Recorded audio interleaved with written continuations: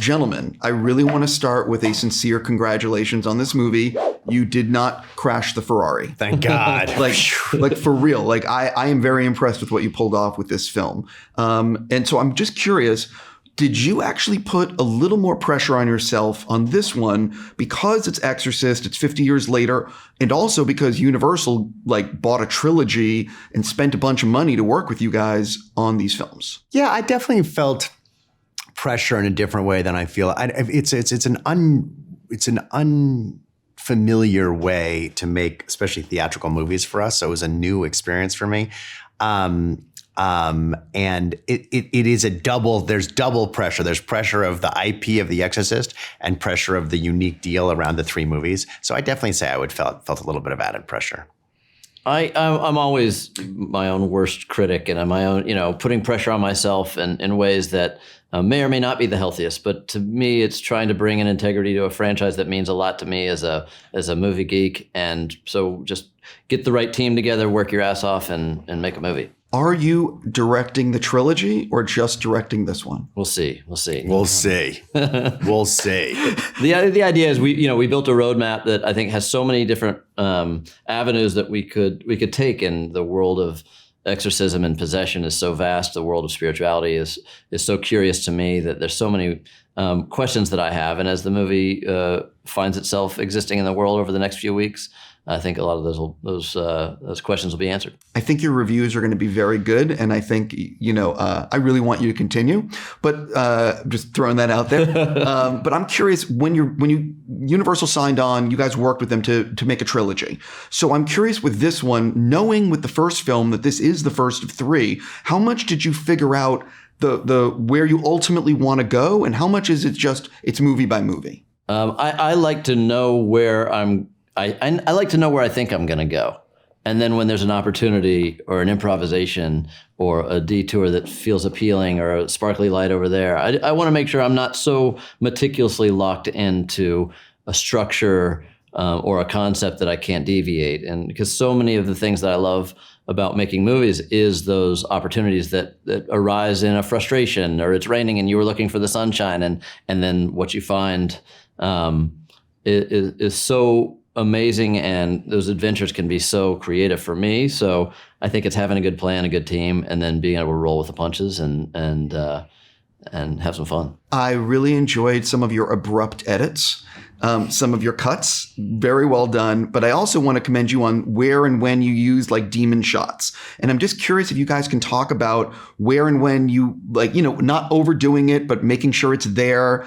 Can you talk about those two things? Yeah, well, first of all, to credit my editor, Tim Alverson, who was very studied in the original film, and the beautiful sound design work that on Friedkin's film, they had those hard edits, those outs without seeing the reaction or the response sometimes in the middle of a sound, in abrupt and jarring edits that I thought were really effective and keep you uncomfortable through that experience. And so he brought that concept to this film. And then in terms of the demons that are, there's also, this is not a big jump scare movie in terms of those the contemporary tropes of jump scares, because we're looking at the original film again. And there's a couple of startling moments with Ellen in the attic in the original film, or those almost subliminal Pazuzu shots that they drop into it at the most horrifying times. And so we're studying that, expanding on it a little bit, making sure that this film is designed for a contemporary audience, and finding what that line is of when you can linger in the world of character development and the slow burn of it, and when you need to, punch them in the gut and twist. For both of you. I love talking about the editing process because where it all comes together. So what did you guys learn when you started to screen the film for friends and family that ultimately, or test screenings, that impacted the finished film? I love the screening process. So it does start, you start with friends and family. I have screenings every week for a new, unsuspecting audience. And I try to find, sometimes you go to the the deepest, darkest Exorcist fan. Sometimes you go to a religious guru. Sometimes you go to just a group of moms and dads that don't know anything about it. And you want to see how different audiences respond to it. And I know within my community and my friendships, it's fun to get people outside of the industry that aren't so cynical about what movies are. Maybe they're not even a horror aficionado. They don't even like horror movies. And you want to see what appeals to them or doesn't appeal to them about this. And one of the things that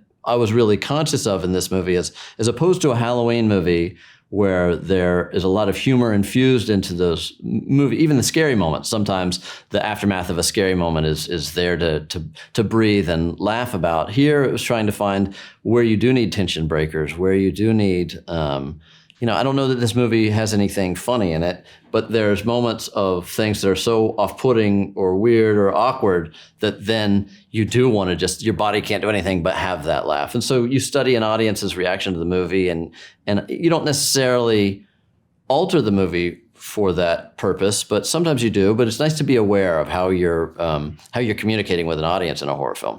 I would agree with that. This movie specifically, we changed pacing stuff. We changed a bunch of stuff. No different than any other movie. When you just exactly what David said, you screen and I always learn the most from watching the audience take in the movie as opposed to all the comments after, although we look at those too, obviously. But when you can really feel when you're sitting in a room with an audience watching a movie, when they're with it and in it, and when you're losing them. And that's very important information for the edit. I'll also say some things that you would think an audience would need to know for the story you're telling, but then you realize, like, there would be some medical procedure sequences, and then you realize we've seen a lot of movies. We can cut to the chase a little bit. And so if we're looking to condense time, you can take out some of the obvious things that if you were going to tell the story, you might want them in, but then you realize the audience that are entering this movie, regardless of their vernacular of movies, they don't need to be told all the details, and ambiguity sometimes is a lot more satisfying for that experience than spelling everything out for everyone. I think this is going to be my last question because I'm going to be out of time, but how did you decide on the demon, the specific demon you wanted in this movie versus, let me see, I'll say that. So for the specific demon, which I still haven't said out loud, we studied Pazuzu from the original film and the relationships within demonology to other friends and family of Pazuzu and how that might apply to our story. And that was actually one of the very first things that got us rolling, is thinking of what we're responding to and what is this demon after? What is it seeking? And then we got Christopher Nelson, his incredible makeup team, to do these creations that are very subtly dropped in there, but again, effective when you get those glimpses. Yes. Kind of unnerving. Yeah, no, 100%. I got to stop. Yeah. I'm just going to say, guys, congratulations. I know this is going to be a hit. Oh, thank you. For sure. Thank you Love very it. much.